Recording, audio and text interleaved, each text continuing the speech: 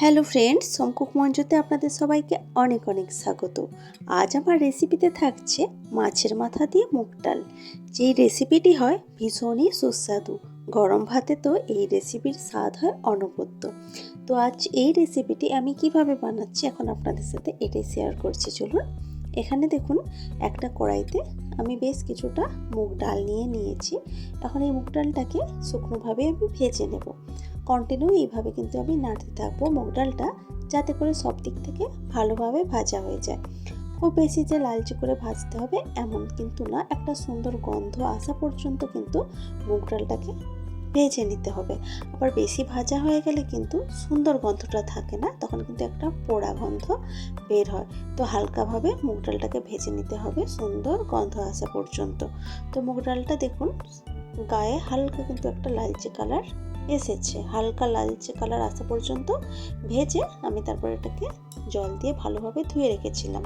ভালোভাবে বলতে ওই একবারই কিন্তু ধুয়ে রেখেছিলাম, বেশি ধুলে কিন্তু এর ভাজা গন্ধটা চলে যাবে। এরপর আমি কড়াইতে কিছুটা জল দিয়ে সে ধুয়ে রাখা মুগ ডালটা দিয়ে দিলাম সেদ্ধ করে নেওয়ার জন্য। এখন এই জলের মধ্যে আমি দিয়ে দিচ্ছি দুটো তেজপাতা। তেজপাতাটাও যখন এই ডালটার সাথে ফুটবে জলের মধ্যে, তেজপাতা থেকে খুব সুন্দর একটা গন্ধ বের হবে, যেটা মুগ ডালের সাথে খুবই ভালো লাগবে। আর এখানে দেখুন, মুগ ডালটা হালকাভাবে ফুটতে শুধুমাত্র শুরু করেছে, তার মধ্যে কিন্তু এখানে দেখুন সাদা সাদা কতটা ফেনার মতো উঠে এসেছে।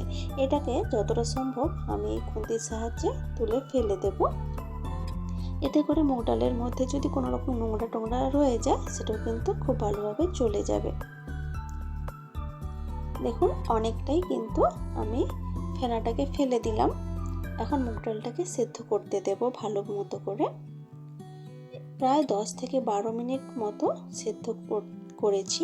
দেখুন, মুগ ডালটা কিন্তু অনেকটাই সেদ্ধ হয়ে ফুলে গেছে। এখন আমি এর মধ্যে দিয়ে দেব স্বাদ মতো নুন আর সামান্য হলুদের গুঁড়ো। নুন আর হলুদের গুঁড়োটা আমি মুগ ডালটা সেদ্ধ হওয়ার পরেই কিন্তু দিলাম। আগে দিলে সেদ্ধ হতে কিন্তু অনেক বেশি টাইম লেগে যেত।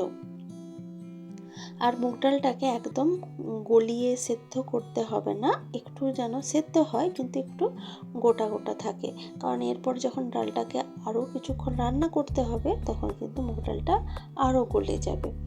তো এখন মুগ ডালটাকে আমি গ্যাসের আঁচটা বন্ধ করে দিয়েছি এবং ডালটাকে তুলে রেখেছি। এখন কড়াইটা একটু পরিষ্কার করে কড়াইয়ের মধ্যে আমি দিয়ে দিচ্ছি সরষের তেল। সরষের তেলটা একটু গরম হয়ে যাওয়ার পর তেলের মধ্যে দিয়ে দিচ্ছি নুন আর হলুদ দিয়ে মাখিয়ে রাখা মাছের মাথা। এখানে কিন্তু একটা বড় মাছের মাথার এক পিসটা দেওয়া আছে। ডালের পরিমাণ অনুযায়ী মাছের মাথাটা দিতে হবে। তো এই মাছের মাথাটা কিন্তু অনেকটা বড়। এখন দুদিক থেকে মাছের মাথাটাকে ভালোভাবে ভেজে নেব।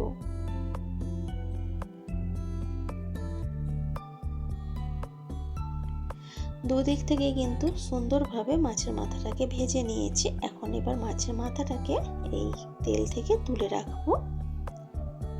এখন বাকি যে তেলটা রয়ে গেছে এতেই কিন্তু বাকি রান্নাটা করে নেব।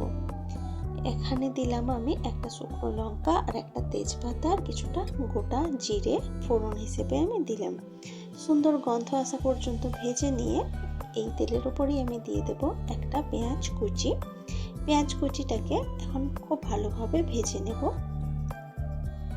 পেঁয়াজ কুচিটা ভালোভাবে ভাজা হলে ডালের স্বাদটাও কিন্তু খুবই ভালো হবে।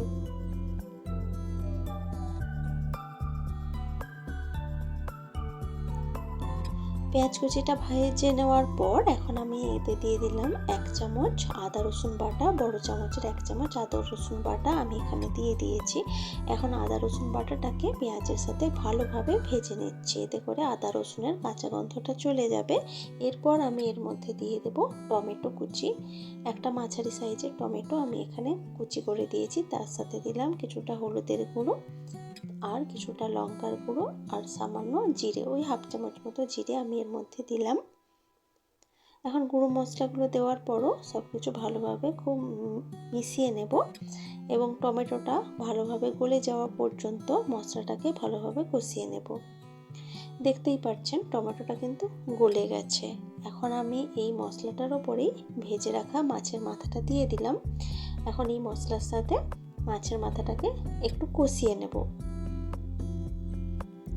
আর দেখুন মাছের মাথাটাকে কিন্তু আমি ভেঙে দিচ্ছি এইভাবে খুন্তির সাহায্যে, কারণ মাছের মাথাটা তো যেহেতু অনেকটা বড় ছিল, তো একটু ভেঙে দিলে ডালটার সাথে ভালো হবে। তো কিছুক্ষণ এইভাবে কষিয়ে নেওয়ার পর এখন নুন আর হলুদ দিয়ে আগে থেকে যে মুগ ডালটা সেদ্ধ করে রেখেছিলাম সেই সেদ্ধ ডালটা এর মধ্যে দিয়ে দিলাম। ডালটা দিয়ে সব কিছু একসাথে খুব ভালোভাবে মিশিয়ে নিচ্ছি।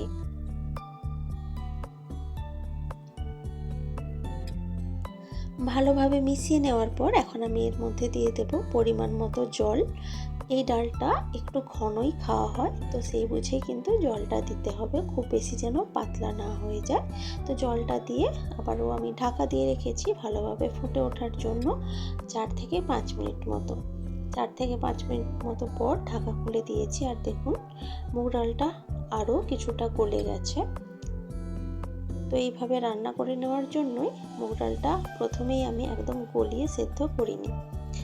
তো এখন আমি এর মধ্যে দিলাম সামান্য চিনি, এতে করে যে মশলাগুলো দিয়ে ডালটা রান্না করা হয়েছে, সামান্য চিনি দিলে ডালের স্বাদটা অনেক সুন্দর আসবে। আর তার সাথে দিয়ে দিলাম কিছুটা গরম মশলার গুঁড়ো।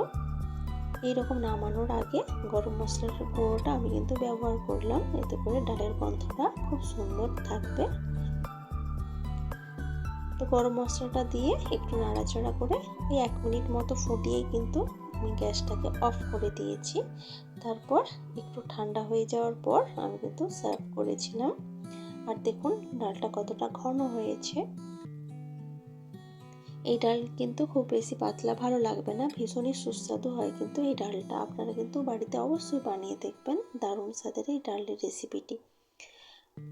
আর যদি এই রেসিপিটি আপনাদের ভালো লেগে থাকে তাহলে লাইক, কমেন্ট, শেয়ার করবেন এবং প্লিজ আমার চ্যানেলটি সাবস্ক্রাইব করে আমার পাশে থাকবেন। তো এই ভিডিওটা এই পর্যন্তই থাক, দেখা হচ্ছে অন্য কোনো দিন অন্য কোনো ভিডিওতে অন্য কোনো রেসিপির সাথে। তো আজকের মতো টাটা, বাই বাই।